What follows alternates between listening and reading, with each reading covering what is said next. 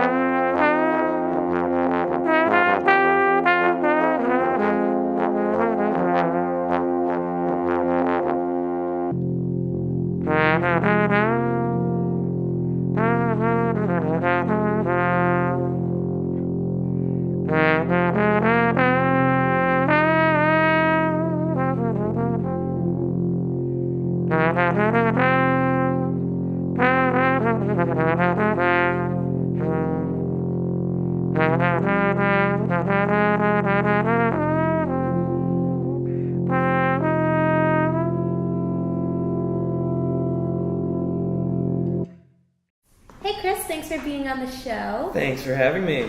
So, as we were prepping this morning, you got an email from YouTube Nets.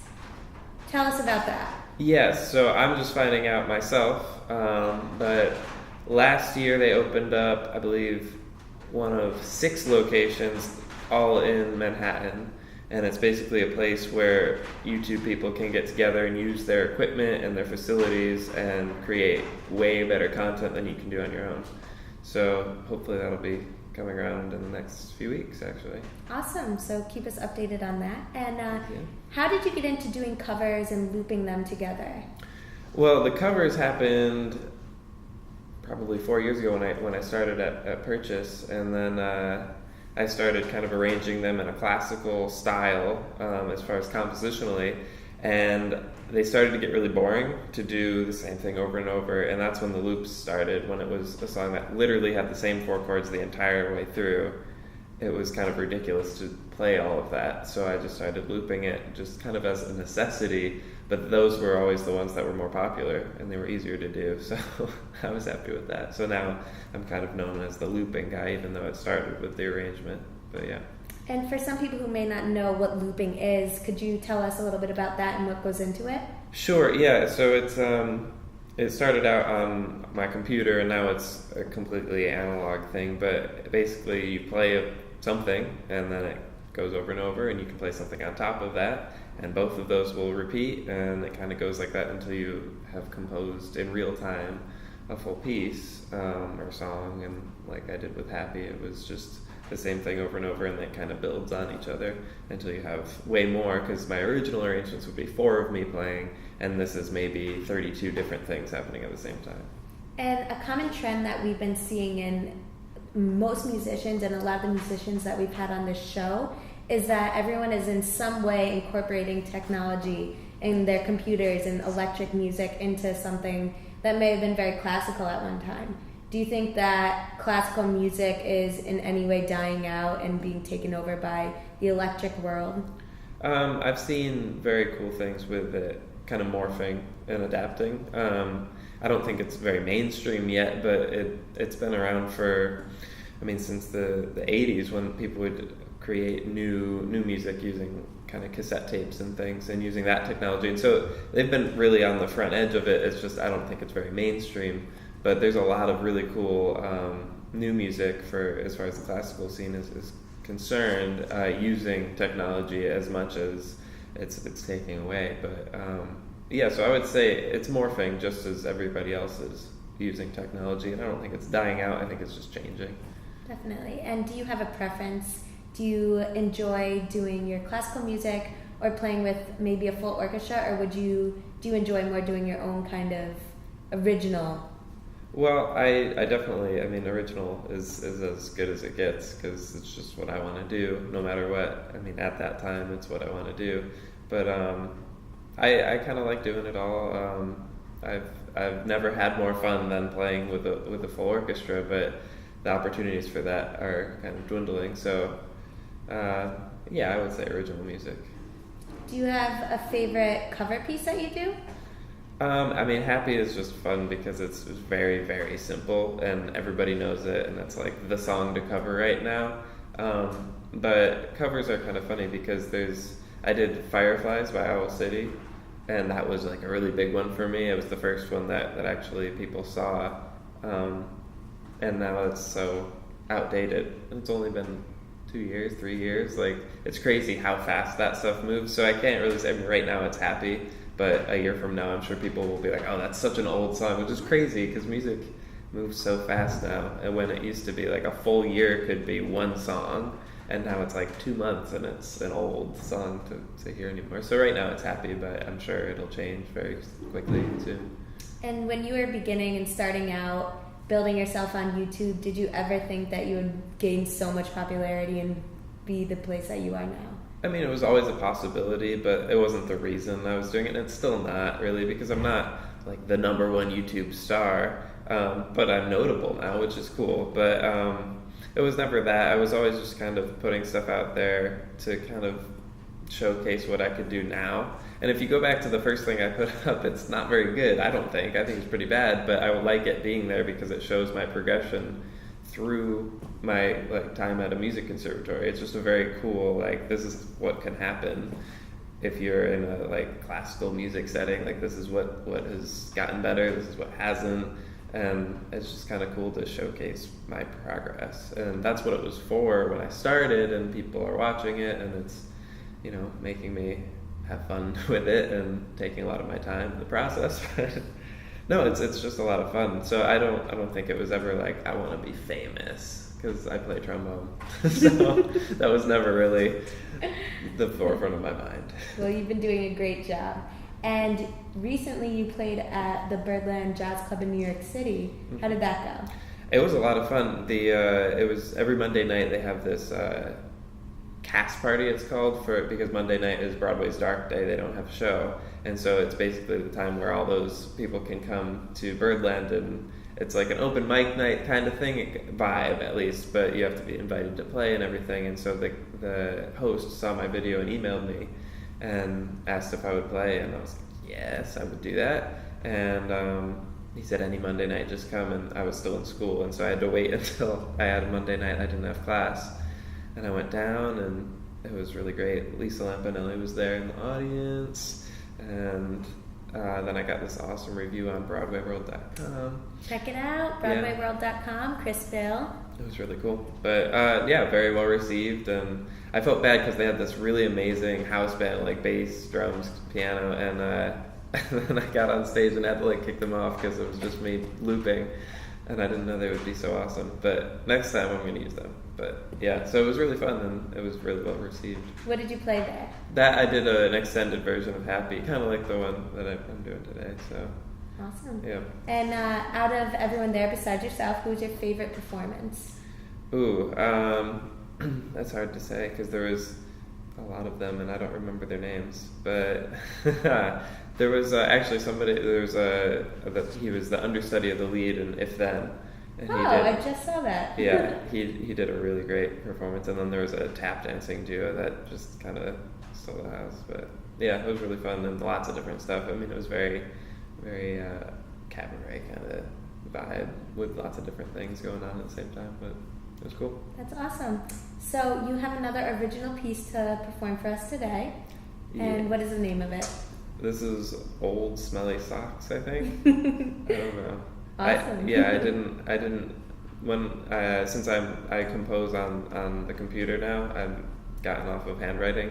The first thing it asks you is what the title of the piece is, and I'm like, I haven't written it yet, so I don't know. And so I usually just write untitled number whatever or something. But this was for this kind of venue, and I'm starting to write more music for looping and original now, and I'm getting more requests to go play live, just me. And so I just wrote Old Smelly Socks. I don't know if it has anything to do with Old Smelly Socks, but that's what it's called.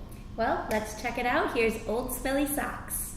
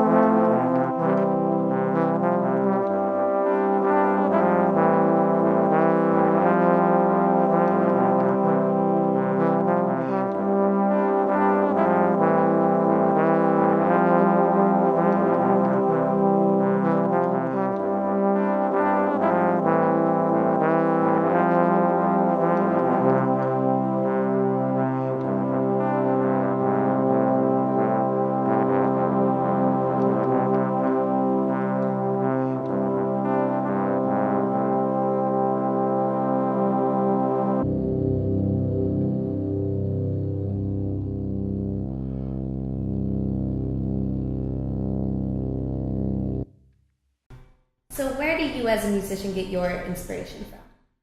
Well, I don't deal with inspiration most of the time. There was a famous painter who had face blindness, and he would paint faces like a pixel at a time. And he had this awesome quote, which was, inspiration is for amateurs, the rest of us show up and get to work.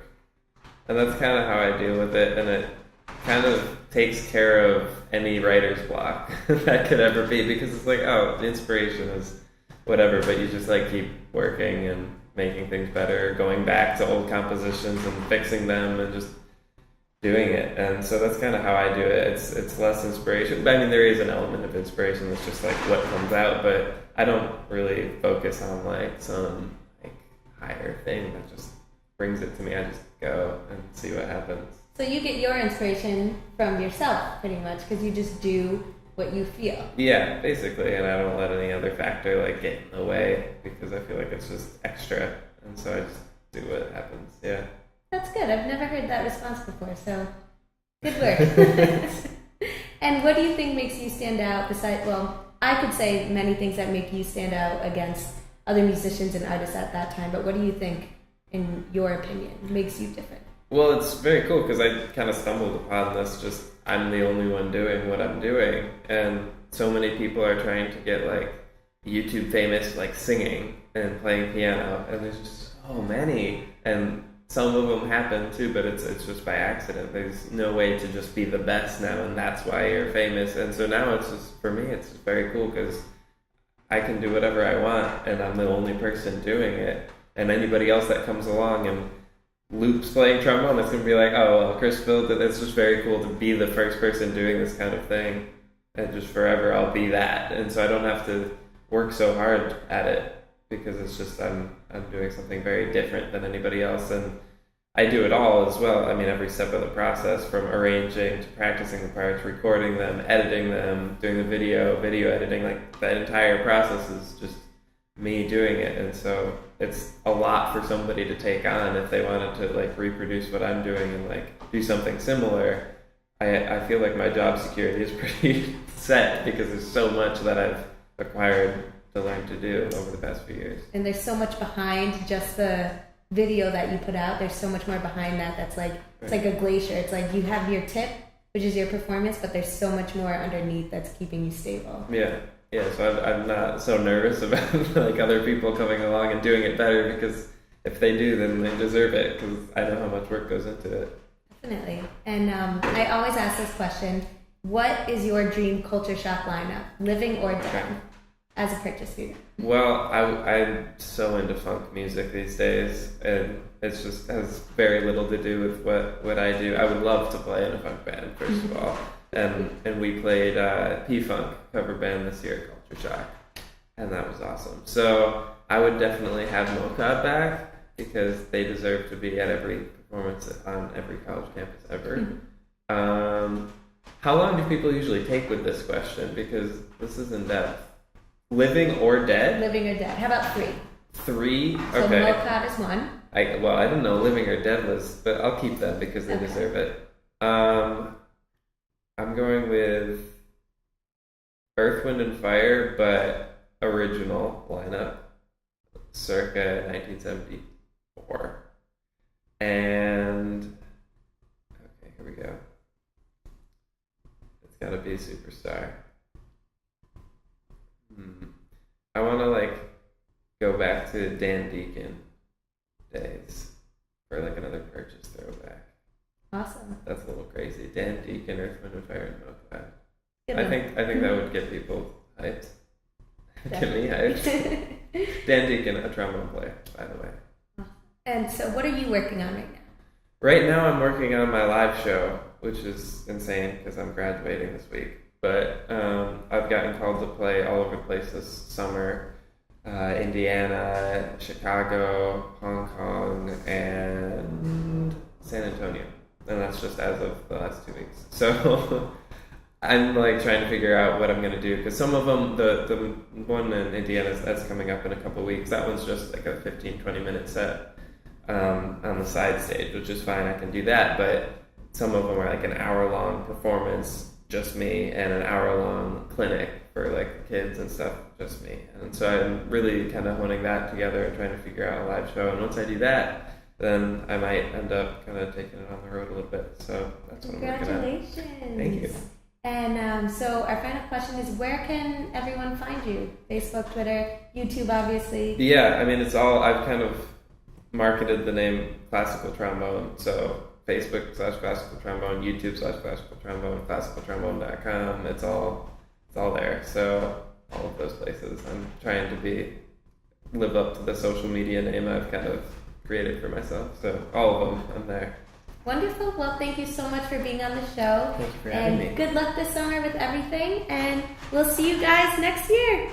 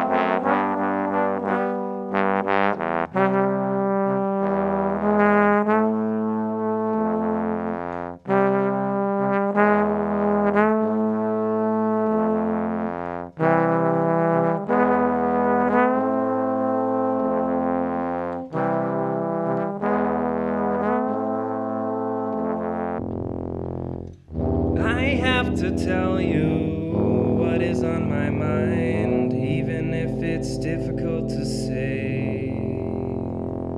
We won't last forever, we won't last forever, we might not even last for the day. And then we'll find once it's too late, when we arrive at heaven's gate, we were always perfect from the start.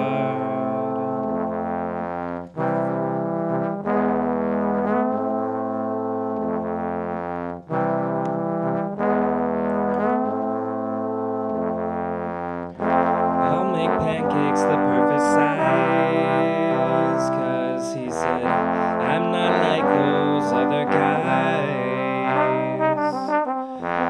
will stare into our ever-changing eyes until we have to say our goodbyes. She'll wake up when I'm not there,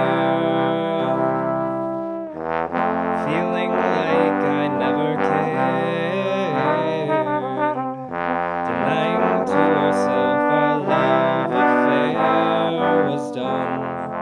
Life can be unfair, but I have to tell you what is on my mind, even if it's difficult to say. We won't last forever, we won't last forever, we might not even last for the day. And then we'll find once it's too late, when we arrive at heaven's gate, we were always perfect from the start.